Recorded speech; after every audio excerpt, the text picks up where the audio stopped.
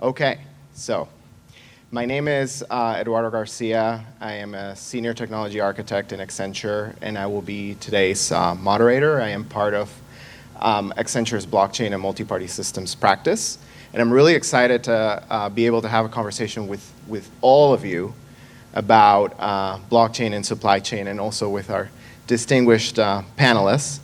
And really what we'll be talking about today are some of the lessons learned and some of the challenges in going from POC to production using blockchain in a supply chain transformation, and highlight how some of the members of Hyperledger have got together to help address some of those issues in that journey.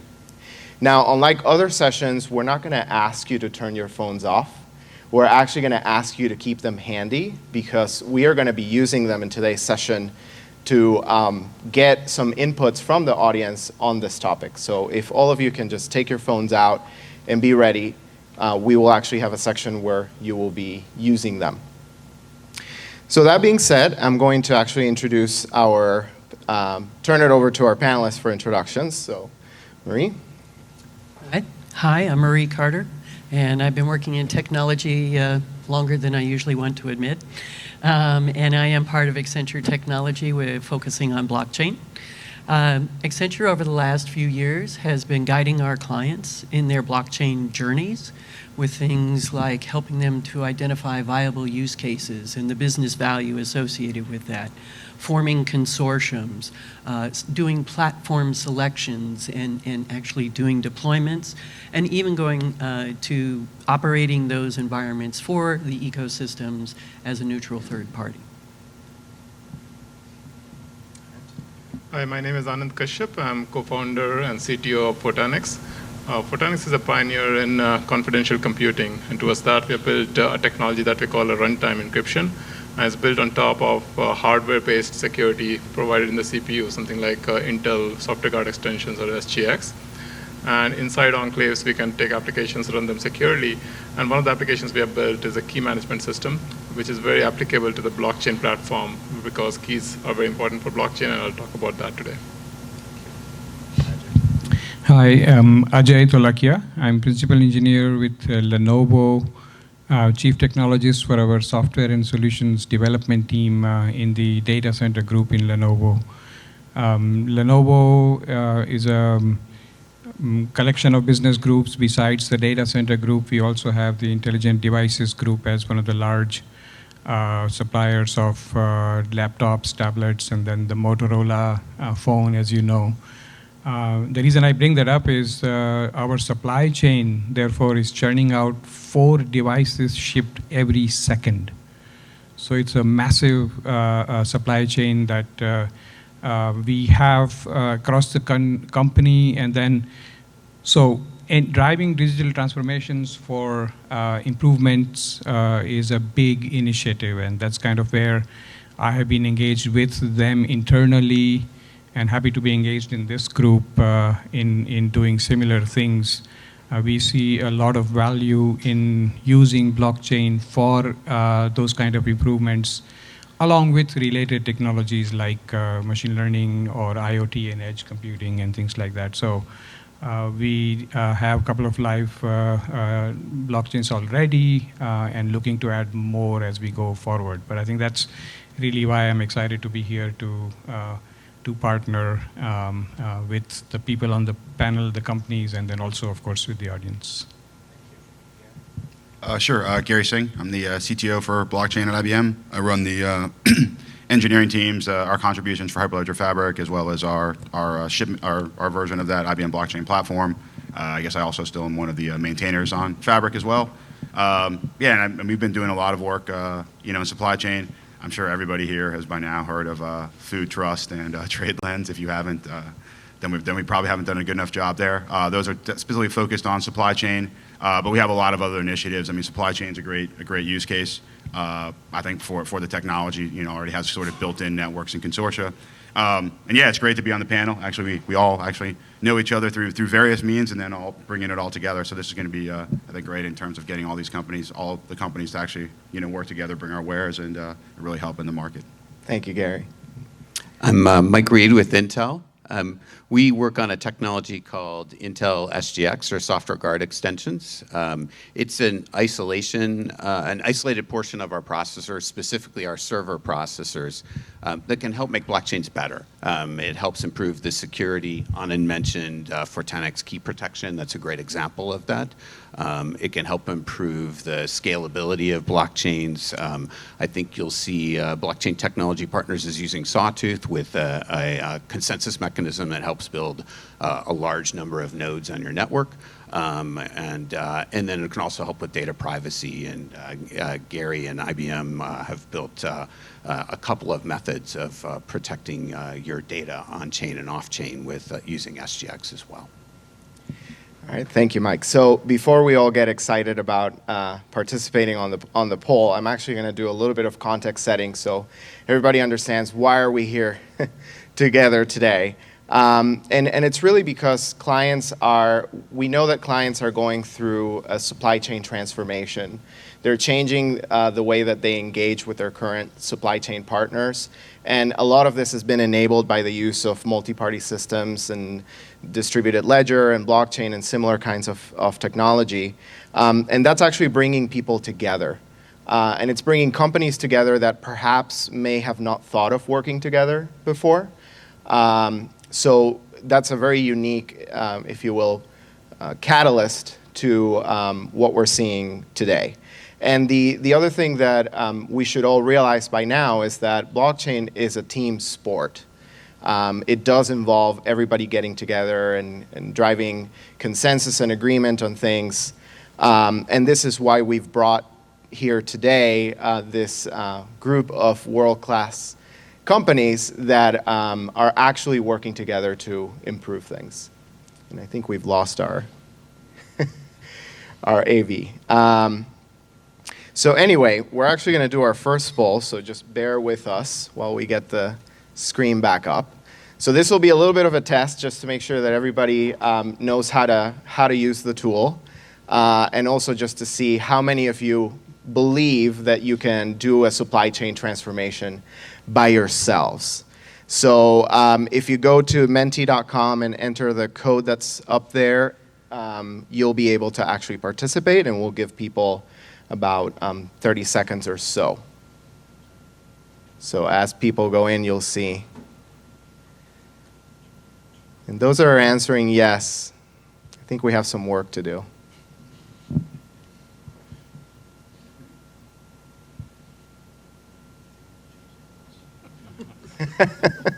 All right.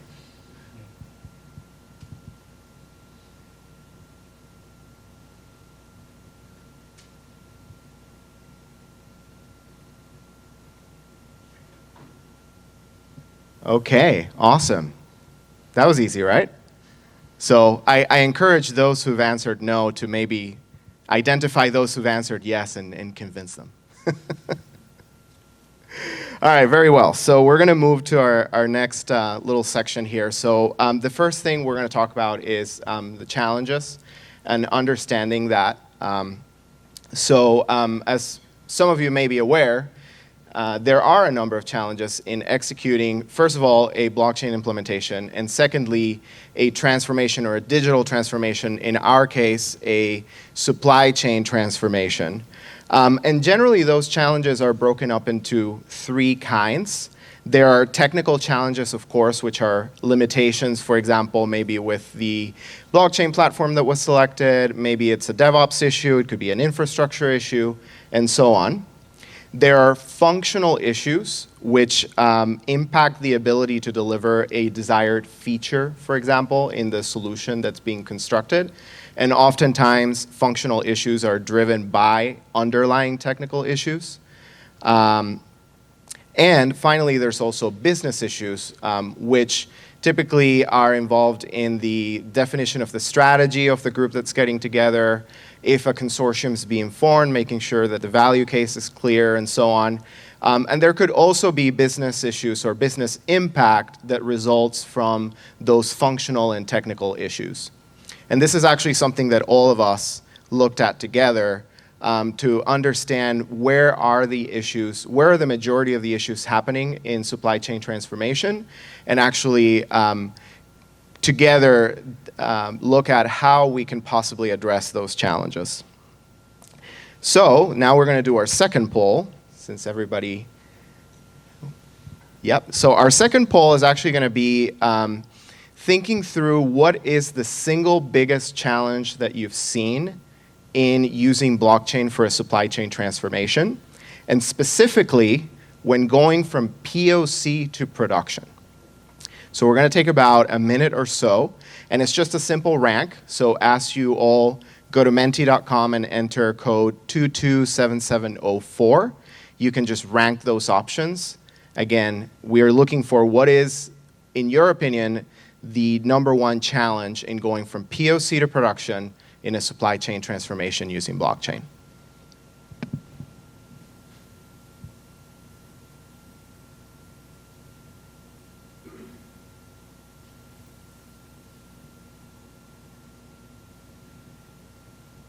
And we were supposed to have Jeopardy music, but that didn't make it today. And I am not going to sing, so. I am not a good singer.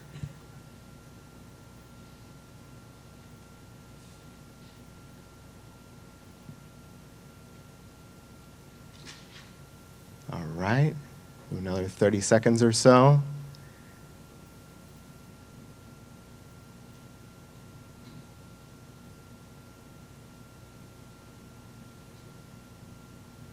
Oh, interesting. Okay. Got a little fight there. Who's going to break it up between 2 and 3? Oh. Okay. 5 more seconds, and then John's going to close the poll. Okay. Close it? Okay. Excellent. Wasn't that fun? Okay, now we're actually going to talk about this. So let's start with the first one. So the business challenges. Marie, can you talk to us a little bit about some of the common business challenges that we encounter when working with clients, specifically in a supply chain transformation using blockchain? Sure, absolutely. And very much aligned with what the poll said, we do see that the strategy piece and the consortium aggregation or coming together is one of the biggest challenges. It's as much as, if not more, than the technology. Because you're taking businesses that are used to operating as independent and doing things their own way and asking them now to work together as a team, as Eddie was mentioning. And in so doing, some of these businesses now may be actually having to work with their competitors and potentially share data with their competitors. And so that proposes a whole new culture shift for those businesses. And in addition to that, as they're forming those consortiums and moving forward, they need to figure out what is the minimum viable ecosystem that they need to be able to have as a starting point to ensure that there's value for all of the players and that it's going to be realistic. And that is a challenge in trying to determine who those members from the supply chain are going to be, and that's going to be a little different with each industry. So being able to bring those things together, and then I'll layer one more thing that's both kind of technical and business, is data models that come along with each one of those businesses, and trying to find a common standard to apply across all of them, so that now you can aggregate information and be able to take that forward. And what is Accenture doing to address some of those challenges? So Accenture definitely has been working with the clients around consortium building. We have strategy engagements that will bring clients together to help evaluate use cases. And that actually is a more difficult starting point than you think, because you need to be able to determine, first of all, is it really a blockchain use case? Or is there value in the use case or use cases, because you might have to define more than one, to be able to satisfy or entice the various members of the ecosystem to join the consortium. Thank you, Marie. So we'll move on to our number 2, which is infrastructure and deployment. So Ajay, can you tell us more about what is hybrid cloud? We didn't have a poll for this, but how many people here actually know what hybrid cloud is? Just raise your hand. Okay, just a handful of people. So you have good work to do. So what is hybrid cloud, and why hybrid cloud is a good infrastructure pattern for blockchain in supply chain. So the infrastructure space has been under transformation itself over the last, 10 years, if you would. Particularly when the word cloud started to get thrown around and people were beginning to look into it. It's almost like a beginner soccer team, so everybody runs where the ball is instead of keeping their position. And the reason I bring that analogy is hybrid cloud is sort of where we have matured to after this decade of exploring what cloud is. And the reason is people said, no, I want to be in control of everything in my own data centers. That was the, quote, traditional play. The second play was cloud was coming around, so then that's where the ball was and everybody ran to the cloud. And I even heard of companies that said, that's it, we are closing all our data centers and we are going 100% to the cloud. The reality, of course, is always in the middle. And so where the learning over the last decade has landed us is that there are things I want to control. There are things that, and therefore have them in my shop, which is my data centers. There are things that I've been asked to keep in my data shop. So I'm thinking regulation, I'm thinking geo and regional aspects. There would also be then security and privacy aspects that may drive you to say, you know what, my secret sauce stays in my data center. Whatever that is. It could be data, it could be applications, it could be a combination thereof. At the same time, though, the cloud journey taught us the taste of economies of scale. So the way the people have landed is that enterprises are thinking about now is what are the things where I can actually leverage as a better cost model infrastructure, and I don't mean just hardware and software infrastructure on a per use or as needed basis.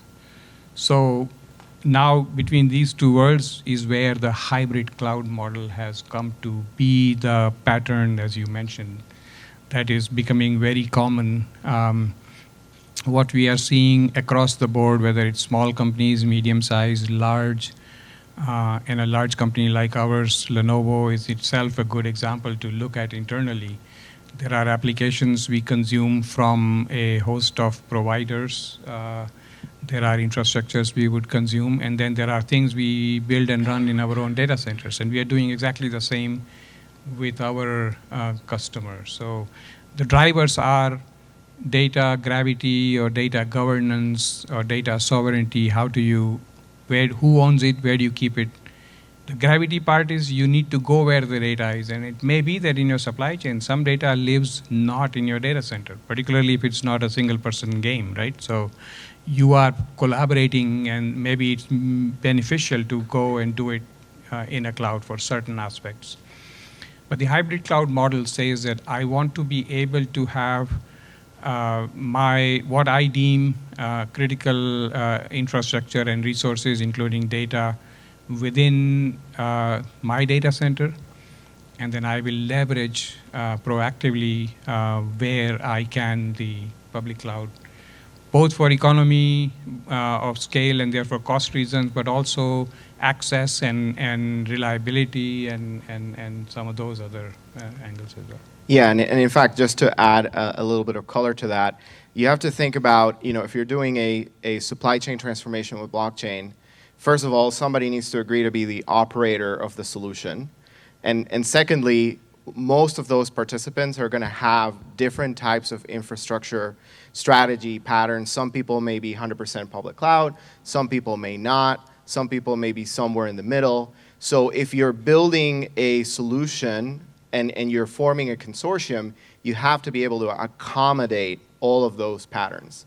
And this is why hybrid cloud is actually the right pattern, if you will, in this scenario, because you need to be able to bring all of those worlds together. And there's different frameworks out there. Obviously, containerization is a big aspect of that.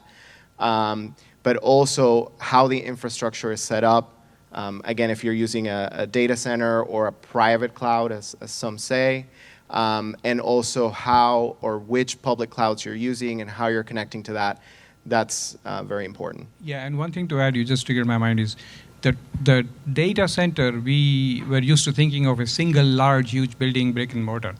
Even an enterprise data center today is not that. It's distributed. There are lots of edge locations where you might be doing business, and therefore it's still within the control of that enterprise, but it's distributed geographically and environmentally, Right. and so on. So if your supply chain is touching all those points, you need to be able to operate in that Right. environment. And of course, we've talked about infrastructure, but as everybody probably realizes, it's not just that. That also includes DevOps. So again, who's operating the solution? Is there a DevOps pipeline that brings everything together at the center? Do the participants have their own DevOps pipeline to push whatever it is they may be developing?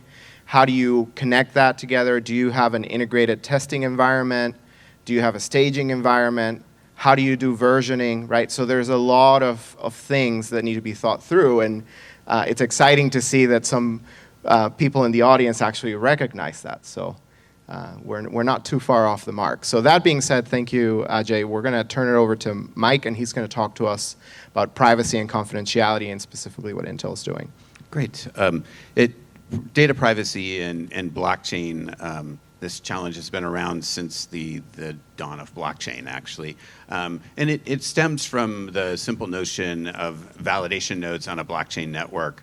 Generally, you need access to transaction data in order to do their job, in order to assess the validity of a transaction.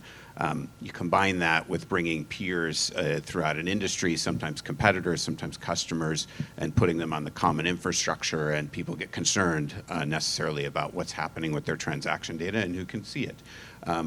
What Intel SGX does, or software guard extensions, is it uses this, well, people are generally using Intel SGX in a couple of ways to improve their privacy solutions for their blockchains. One is they're moving transactions off-chain, and by doing so, the transactions happen in private, off the chain, and you can use Intel SGX to sort of improve the integrity of the link to the off-chain assets and the integrity of the results that come back from those off-chain compute assets. The other is on-chain, just isolating that validation process so that prying eyes, whether they be electronic software routines or physical hands, arms, and legs trying to get at that transaction data, have a much tougher fight to get into that isolated portion of the processor. So there's two techniques, and I can actually hand it over to Gary, and he can elaborate on the way that Fabric and IBM are employing this technology. Yeah, sure. Thanks, Mike. So, yeah, one of the areas, and I think there was I don't know if there's a talk later today or if it was is it later? It's later today, right? At 5 o'clock. Thanks, Mike. I knew somebody would know around here. So, we had looked at some areas of, different terms of encryption, homomorphic encryption, all those fancy crypto stuff, but they have like sort of, performance issues, and that technology is evolving. But with, with the advent of SGX, the ability to actually run from the Fabric world, right, we call our smart contracts chain code. So the ability to actually execute, it's kind of cool. You can do two things in this aspect, right? When we can run multiple instances of the chain code and still have our same model, but the bits that are actually executing in memory are actually secret. That's what the software guard extensions are. So you can kind of have the chain code running everywhere, but the data itself is actually kept protected, even though it's running on common machines. So that's one model that works well. They'll tell you more about the details of that later today. The other model too is there's sometimes where people say, hey, look, I don't really want to run this thing on every node. I don't need to, as Mike was saying, right? So not only can we call it off-chain, but we can also, because for those of you who know Fabric, we can actually reduce the number of people who need to endorse the transaction down to a small limited set, because the code has actually been attested. You actually know what the real code is. It's fully trusted. Therefore, I only need to execute it on a limited number of machines just for resilience. So it's actually a very interesting thing. And when we had our discussion in Chicago, earlier in the year, we said this would be a great way. Where can we really put this together? We thought this would be a great way to fit into the supply chain solutions as well. And Gary, since you're on that topic, why is Hyperledger Fabric so, if you will, popular when it comes to using blockchain for supply chain transformation? There's other blockchains. I think, I mean, I think there was a couple of great, characteristics that we had, I think, within Fabric. I mean, one, the reason why I think supply chain itself is a great, candidate for those of you who are really in supply chain, right? We've always had B2B networks, whether it be EDI. So there's already been this whole concept of whether you want to call them consortia or not, people already have this model of how they're going to connect and identify with partners, passing documents around. So from that perspective, Fabric was really designed in a very similar sense. So I think it fit that model, having your, identified by certificates, having multiple organizations.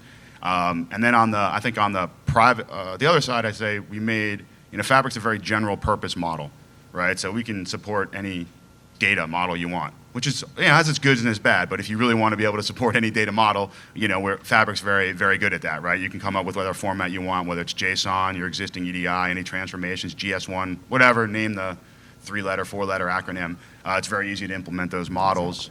And I think the third one was people really liked, I think we'll be better off once we can use things like SGX, but we did have the concept of channels in Fabric, which people kind of liked, right? So we had the combination of broadcasting public data that's used as reference stuff, but then actually being able to isolate, specific parties that wanted to transact together down to their own channel. So it was kind of it was probably well designed. I mean, if you were to look at it, we didn't build it specifically for supply chain, but I think if we were building something for supply chain, we would have ended up pretty close to that. Thank you. And it's really the data model and the design of that sharing construct that I think it fits so well with the way supply chain partners interact with each other. So that being said, we're going to move over to Anand, and Anand's going to talk to us about why key management is so important and what Fortanix is doing in that space. Yeah, I was looking at the poll and I was rooting for key management to finish higher, but I think it finished a respectable middle of the table, so it's good. So key management and blockchain. So why is this key management so important? So in blockchain, you need to sign your transactions that go into the block and that become the blocks of the blockchain. You also need to manage identities for all the entities that are interacting with the blockchain. So a lot of PKI comes into the picture, certificate management, and then Eddie touched upon DevOps. So you're probably trying to run things on Kubernetes and containers, which means managing the secrets that get injected, managing the keys that get injected into the certificates. These are all very important. And once you're going into enterprise and supply chain, enterprises require the key management system to be really secure, robust, scalable, all those things. And as Ajay said, now these things are being deployed in hybrid clouds, geographically distributed, edge data centers, all those things. Enterprises which were previously using hardware security modules or HSMs, they don't just work in this new environment, in these new kind of use cases. You can't just put them in the public cloud. You can't put them in every edge of the supply chain that you have. So there, what can help is building an HSM-like capability, key management, as secure as that, but having the flexibility of software so that you can deploy it wherever you want, in the cloud, in edge data centers, in hybrid cloud. And that's where Intel SGX comes in.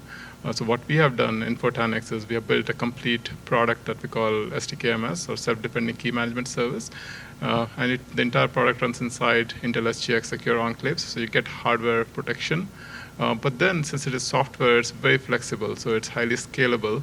It's very simple to use. We didn't have the legacy to deal with, so we built it from scratch.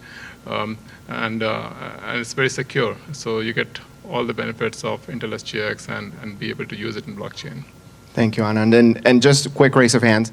How many of you know what HSM or what an HSM is or ever heard of it? Excellent. Okay, great. That's good to know. Yeah, and just one more thing to consider when just going back to infrastructure for a second. How would you operate a solution like this if a part of your solution needs to operate in a quote unquote hostile data center?